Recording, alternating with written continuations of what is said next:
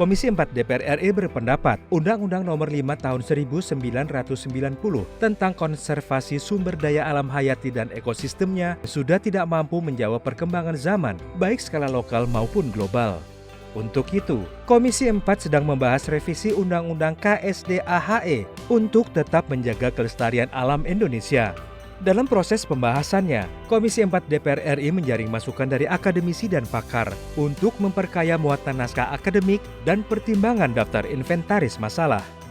Ketua Komisi 4 DPR RI Sudin menilai, Undang-Undang Nomor 5 Tahun 1990 tentang konservasi sumber daya alam hayati dan ekosistemnya masih belum efektif dalam memberikan efek jera pada para pelanggar. Oleh karena itu, Komisi 4 DPR RI berinisiatif untuk melakukan revisi terhadap undang-undang tersebut dengan tujuan untuk memberikan efek jera bagi para pelanggar, baik perorangan, korporasi, ataupun pejabat yang melakukan pembiaran terhadap perusakan kawasan konservasi. Dari misalnya kalau dulu hukuman setinggi-tingginya 2 tahun, sekarang kami ubah minimal sekian tahun.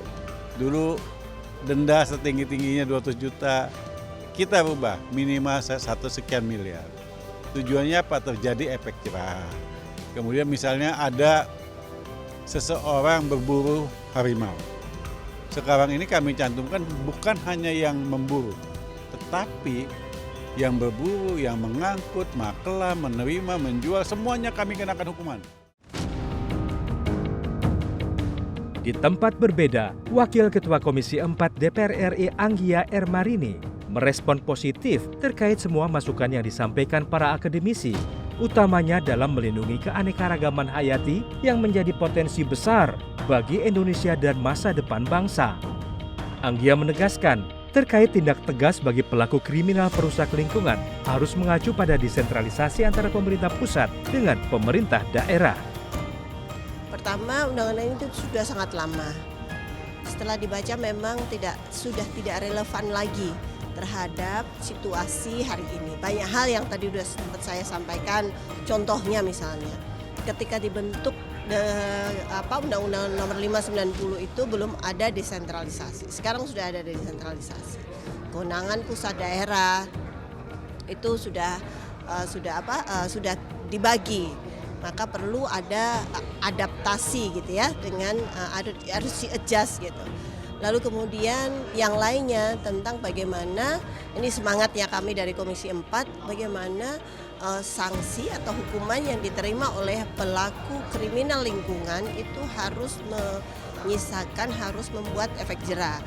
Selama ini di Undang-Undang Nomor 5 itu nggak ada efek jera, jadi maksimal malahan, harusnya kan minimal gitu ya.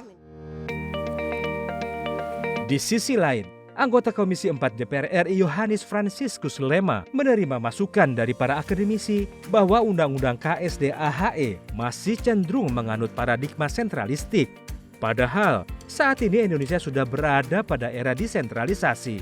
Untuk itu, perlu dilakukan revisi dengan memasukkan pelibatan masyarakat, baik masyarakat adat, masyarakat secara umum, korporasi maupun pemerintah setempat dalam aksi pelestarian kawasan konservasi. Ya, dengan demikian pelibatan partisipatoris masyarakat adat, masyarakat secara umum dan juga pemerintah daerah itu mestinya mendapatkan tempat. Kerja menjaga konservasi, melestarikan alam ini adalah kerja besar. Karena itu perlu melibatkan multi aktor ya, dan pendekatannya tidak bisa top down. Tetapi harus melibatkan partisipasi juga dari masyarakat adat, masyarakat secara umum, ya, pihak swasta, dan juga pemerintah daerah.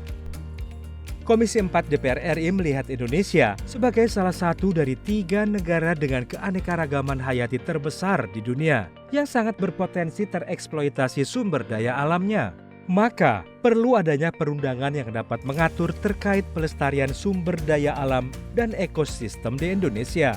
Komisi 4 DPR RI berharap dengan memiliki aturan jelas terkait pelestarian alam dapat berkontribusi untuk menjaga ekosistem dunia dan menyelamatkan bangsa di masa depan. Tim Liputan TVR Parlemen melaporkan.